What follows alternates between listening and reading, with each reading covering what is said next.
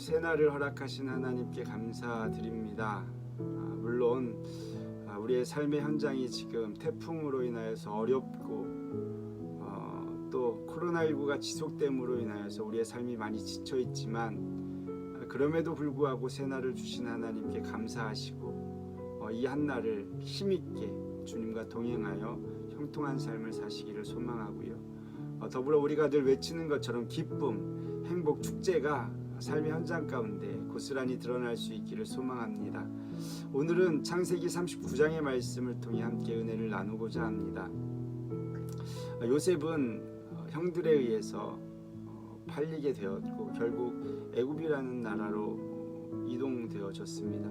그리고 그곳에서 하나님께서 귀한 만남을 허락하셔서 보디발 장군의 집에 들어가 살게 되었죠. 그런데 그의 삶을 쭉 이야기해 나가기에 앞서서 하나님께서는 그의 삶의 여정 가운데 먼저 함께 하셨다라는 것을 말씀해 주고 있다는 것입니다. 우리 2절 말씀을 함께 보실까요?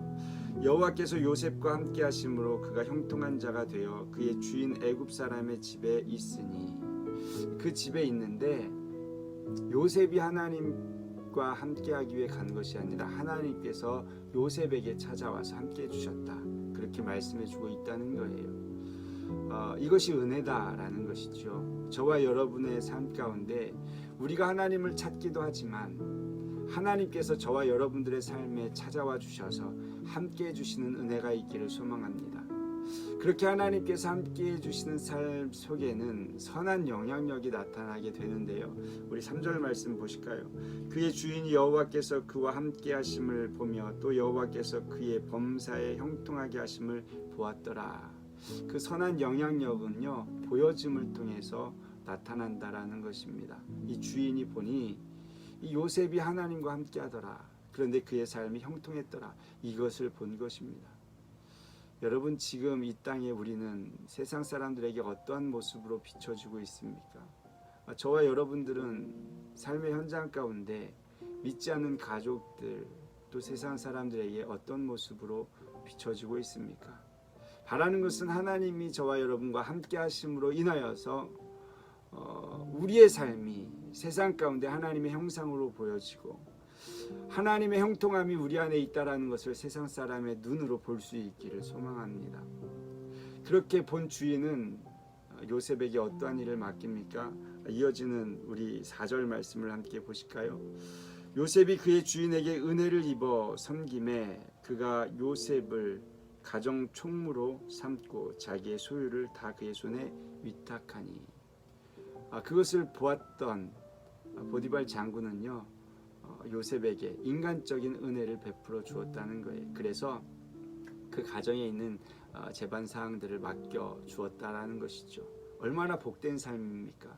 하나님의 은혜가 아니고서는 도저히 가능하지 않은 것이죠.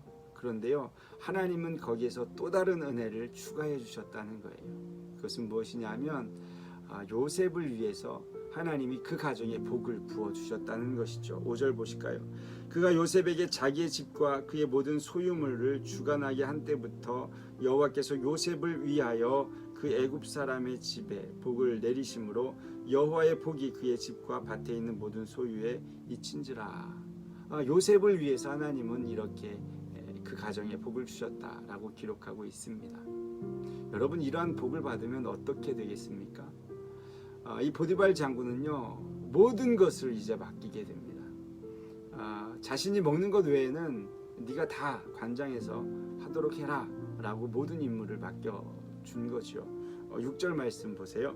주인이 그의 소유를 다 요셉의 손에 위탁하고 자기가 먹는 음식 외에는 간섭하지 아니하였더라. 요셉은 용모가 빼어나고 아름다웠더라. 그렇게 맡겼는데 오늘 6절은요, 갑작스럽게 그의 용모에 대해서 표현해주고 있다는 거예요. 그의 용모는 빼어나고 아름다웠다. 이 구절은 그의 삶의 새로운 국면을 맞이하게 된다라는 것을 암시해주고 있습니다.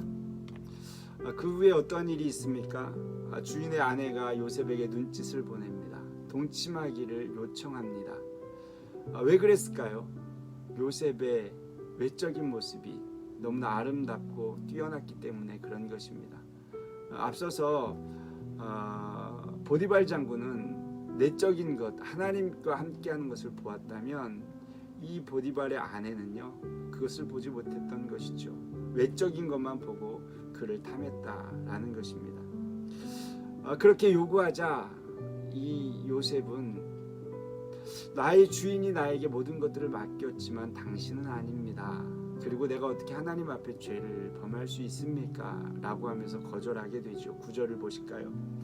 이 집에는 나보다 큰 이가 없으며 주인이 아무것도 내게 금하지 아니하였도다. 금한 것은 당신뿐이니 당신은 그의 아내임이라. 그런즉 내가 어찌 이 큰 악을 행하여 하나님께 죄를 지으리까. 여기에서 우리가 또 한 가지 발견할 수 있는 것이 있습니다. 그것은요, 하나님과 함께하는 사람은 죄와 멀어진다라는 거예요. 그래서 10절에 이런 표현을 해요.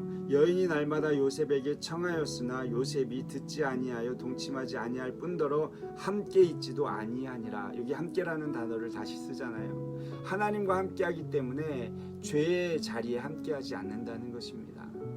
그런데 여러분, 우리가 하나님과 함께한다는 것을 느끼지 못할 때는 어떻게 될까요? 죄와 함께하게 돼 있고요, 세상과 함께하게 돼 있다라는 거예요. 그래서 우리는 늘 인식하고 살아야 돼요. 늘 기도해야 된다라는 거예요. 무엇을요? 이미 하나님은 나와 함께하고 있는데 내가 느끼지 못하는 그것으로 인해 죄짓지 않게 해달라고. 하나님이 나와 함께 하시는 것을 내가 순간순간 느끼고 깨닫고 살아갈 수 있도록 우리는 기도해야 된다라는 것입니다. 그렇게 거절하고 있는 가운데 어느 날 그 요셉이 그 가정에 업무차 들어가게 되었어요. 그런데 그날따라 아무도 없는 거예요. 이 보디발의 아내는요 요셉을 붙잡고 간청을 합니다. 그때의 요셉은 그 옷을 버려두고 도망가게 되죠. 그것을 보고 이 보디발의 아내는요 이 요셉에게 누명을 씌워야겠다, 그러한 마음을 먹게 되었고 큰 소리로 외쳐서 사람들을 부릅니다. 한번 보실까요? 15절인데요. 그가 나를 소리질러 부름을 듣고 그의 옷을 내게 버려두고 도망하여 나갔느니라, 이렇게 표현해주고 있어요. 그것을 통해서 오히려 요셉을 누명 씌웠고 그것을 통해서 그의 삶이 이제는 보디발의 장군의 집에서 더 이상 머무를 수 없는 좋은 길로 나아가는 것 같았지만 또 한 번의 제동이 걸리는 삶을 맛보게 되죠.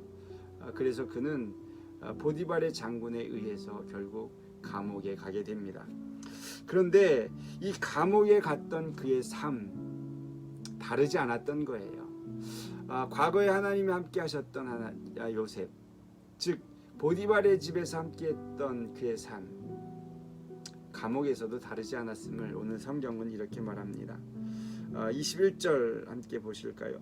여호와께서 요셉과 함께 하시고 그에게 인자를 더하사 간수장에게 은혜를 받게 하시매. 여기 보니 요셉과 함께 하셨다, 그렇게 말씀하고 있죠. 그리고 이 요셉과 함께함을 통하여서 간수장에게 은혜를 베풀어 주셨다, 인자를 더해 주셨다라는 거예요. 그래서 그 간수장의 은혜를 받게 되었다라는 것이죠. 그것을 통해서 어떤 또한 결과를 만들어냅니까? 22절, 23절 함께 보실까요? 간수장이 옥중 죄수를 다 요셉의 손에 맡김으로 그 재반 사물을 요셉이 처리하고 간수장은 그의 손에 맡긴 것을 무엇이든지 살펴보지 아니하였으니 이는 여호와께서 요셉과 함께 하심이라. 여호와께서 그를 범사에 형통하게 하셨더라. 그렇습니다. 하나님은요 요셉과 함께 하심으로 그의 인생을 범사에 형통케 하셨다. 그래서 간수장은요 요셉에게 모든 재반사항을 맡길 수 있었다라는 거예요. 우리의 삶의 현장이 어디든지가 중요한 것이 아닙니다. 가정이든 세상에 있든 교회에 있든 우리의 삶이 하나님과 함께함으로 범사에 형통할 때에 우리의 삶 가운데 하나님께서 허락하신 일들을 감당할 수 있게 된다는 것이죠. 오늘 우리는 요셉의 삶, 특별히 애굽에 가서 살아가는 삶의 시작을 보았습니다. 앞서 말씀을 드렸듯이 하나님께서 요셉에게 찾아와서 함께 해주셨던 은혜, 이 은혜가 우리 안에 있기를 소망하고 그 은혜로 인하여서 주변 사람들에게 선한 영향력을 끼칠 수 있는 복된 삶이 되기를 소망합니다. 그래서 내가 바로 축복의 통로, 나의 가족 중에 믿지 않은 자들이, 또 세상 가운데 믿지 않는 사람들이 하나님의 형상을 보고 하나님을 바라볼 수 있는 그러한 계기가 되기를 소망하고, 더 나아가 함께 하심으로 말미암아 죄악과 멀리 살아가는 인생, 앞서 말씀을 드렸지만 내가 하나님과 함께한다는 인식을 놓쳐버리면 세상과 함께하는 인생으로 살아갈 수 있다는 거예요. 그래서 하나님과 함께함을 날마다 인식하며 살아가는 복된 삶이 되기를 소망하고, 그것을 통해서 범사에 형통한 저와 여러분들이 되기를 주님의 이름으로 축복합니다. 기도하시겠습니다. 사랑의 하나님, 감사합니다. 오늘은 요셉의 또 다른 삶을 묵상하였습니다. 환경은 바뀌었지만 그의 삶은 하나님이 함께 하셨고 형통한 삶을 살게 됩니다. 그의 형통함은 세상 가운데 선한 영향력으로 드러나는 것을 보게 됩니다. 또한 죄를 멀리하는 삶을 살았던 것을 보게 됩니다. 하나님이 함께 하시고 있습니다. 우리의 삶은 여전히 하나님과 함께 하는데 혹 내가 그것을 잊고 살아가고 있다면 깨닫는 은혜를 베풀어 주셔서 하나님과 함께함으로 순간순간 형통할 뿐만 아니라 선한 영향력을 끼치고 죄와 멀리 살아가는 하나님의 사람들 되게 하여 주시옵소서. 감사드립니다. 거룩하신 예수 그리스도의 이름으로 기도드렸사옵나이다. 아멘.